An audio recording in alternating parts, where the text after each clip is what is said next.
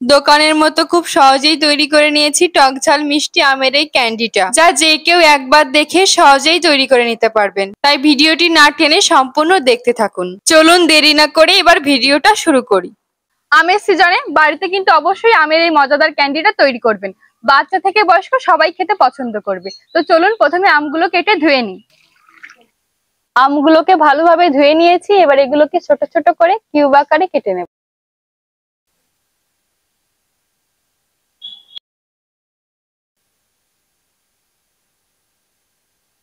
এই আমটা কিন্তু অনেক বড়।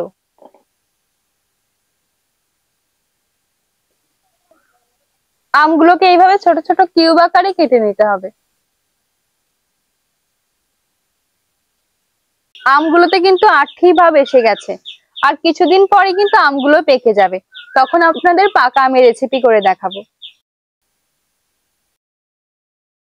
তিনটা আমি কিন্তু অনেকটাই হয়েছে বন্ধুরা। এখন আমি এগুলোকে ব্লেন্ড করে নেব। আপনার চাইলে হালকা একটু সিদ্ধ করে পাটানোড়ায় বেটে নিতে পারেন। ব্লেন্ডারে দিয়ে দিচ্ছি।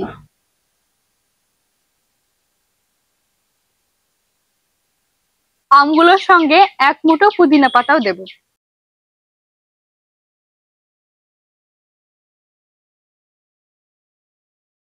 আপনাদের হাতের কাছে যদি না থাকে তাহলে অ্যাভয়েড করতে পারেন।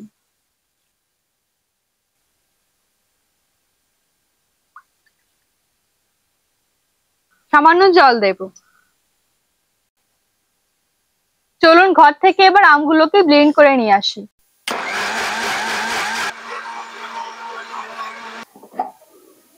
আমগুলো ব্লেন্ডারে মিহি করে বেটে নিয়েছি, এবার একটি কড়াইয়ে ঢেলে দেব। এবার আমি যোগ করব 2 বাটি চিনি। চিনির পরিমাণটা আমের টক ভাবের উপর নির্ভর করবে।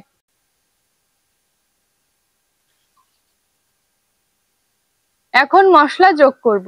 ভেজে গুঁড়ো করে নেওয়া জিরে এবং গোলমরিচ, 1 চামচ চাট মশলা, 2 চামচ মরিচ গুঁড়ো, 1 চামচ লবণ। সম্পূর্ণ উপকরণ ভালোভাবে মিশিয়ে নেব। আপনারা কিন্তু সরাসরি আগুনের জালে এটা তৈরি করবেন না, ঠান্ডা কড়াইয়ে এটা তৈরি করে নেবেন।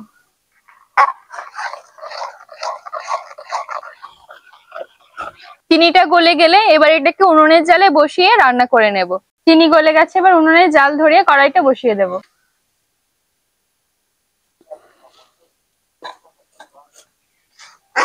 যখন চিনি ক্যারামেলাইজড হবে তখন বুঝবেন মিশ্রণটা হয়ে গেছে। মাঝারি আঁচে রান্নাটা শুরু করলাম। আমের মিশ্রণটা নাড়তে থাকুন যাতে নিচে না ধরে যায়।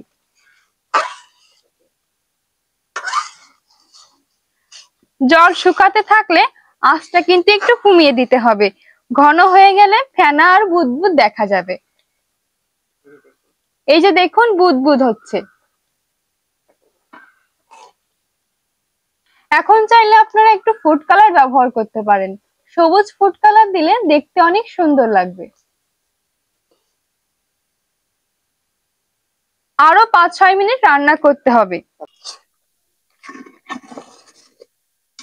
আমের মিশ্রণের রংটা সুন্দর করতে সবুজ ফুড কালার দেব।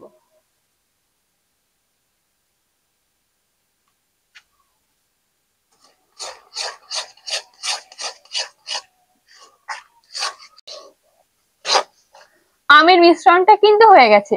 আপনারা কিভাবে বুঝবেন তার সহজ একটি উপায় আমি শিখিয়ে দিচ্ছি। আমের মিশ্রণটা শুকিয়ে অর্ধেকের কম হয়ে গেছে। দেখুন, দুটো আঙুলের মাঝখানে নিলে আঠালো আঠালো ভাব এসে গেছে।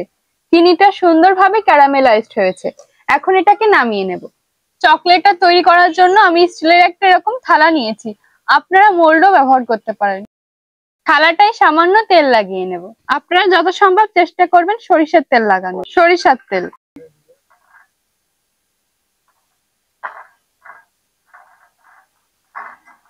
এবার মিশ্রণটি ঢেলে দেব। বন্ধুরা, ক্যামেরায় কিন্তু কালো লাগতে পারে, কিন্তু বাস্তবে সবুজ রং হয়েছে। এবার এই আমের ক্যান্ডির মিশ্রণটা একটা প্লেটে ঢেলে ছড়িয়ে দিন। ঘি লাগানো অথবা তেল লাগানো ট্রে বা স্টিলের থালায়ও ব্যবহার করতে পারেন। আমের এই ক্যান্ডিটা একদিন রোদে শুকাতে হবে। রোদ না পেলে ফ্যানের নিচে ওভারনাইট শুকাতে পারেন। পুরোপুরি শুকিয়ে গেলে ধার থেকে আলাদা করে ছোট ছোট কিউব করে কেটে নিতে পারেন। খুন্তির সাহায্যে সুন্দরভাবে সেট করে নেব।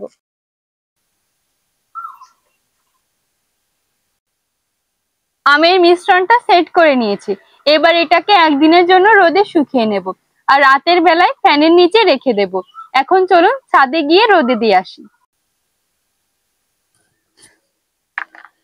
রোদে দিয়ে দিলাম, একদিন পর আপনাদের সঙ্গে দেখা হচ্ছে।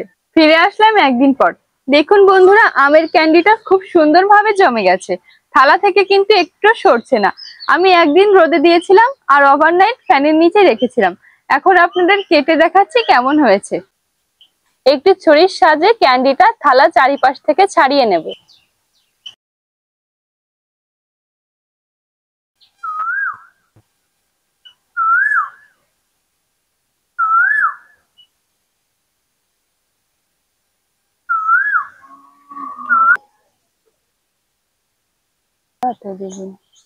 ক্যান্ডি গুলো কিন্তু অনেক সুন্দর লাগছে বন্ধুরা। নির্ভেজাল কেমিক্যাল মুক্ত ক্যান্ডিটা কিন্তু সকলেই বাড়িতে একবার হলেও তৈরি করবেন। ক্যান্ডিটার এত লোভনীয় স্বাদ হবে যে ছোট বাচ্চারা খুব পছন্দ করবে। এবার সামান্য চিনি গুঁড়ো করে ক্যান্ডিটার উপর থেকে ছড়িয়ে দেব। এতে স্বাদটাও সুন্দর হবে আর দেখতে অনেক সুন্দর লাগবে।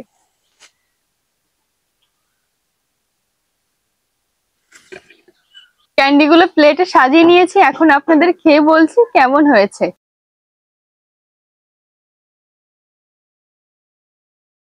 দোকানের ক্যান্ডিকেও হার মানিয়ে দেবে আমের এই ক্যান্ডিটা। আপনারা সম্পূর্ণ ভিডিওটি দেখে অবশ্যই কিন্তু বাড়িতে তৈরি করবেন। ভিডিওটি শেষে আপনাদের ছোট্ট করে একটি গান শোনাই।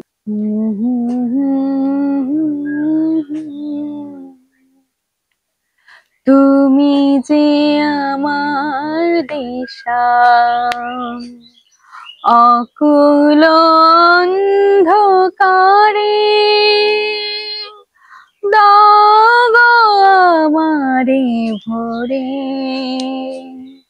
নীরব অহংকারে জীবন মরণ মাঝে এসো গো বধূর সাজে, জীবন মরণ মাঝে এসো গো বধূর সাজে, সেই তো আমারি সাধনা, চাই না তো কিছু আর, তুমি যে আমার, ও গো তুমি যে আমার। গানটি আপনাদের কেমন লাগলো অবশ্যই কিন্তু কমেন্টে জানাবেন। আর ভিডিওটি ভালো লাগলে অবশ্যই লাইক করবেন, কমেন্টে আপনার মতামত জানাবেন, চ্যানেলটি সাবস্ক্রাইব করবেন এবং শেয়ার করে পাশে থাকবেন। সকলে খুব ভালো থাকবেন, সুস্থ থাকবেন এবং সাবধানে থাকবেন। আর হ্যাঁ, বাঙালির গন্ধটা বুকে নিয়ে সর্বদা জীবনটা উপভোগ করবেন। ধন্যবাদ, আমি এখন আসি, টাটা।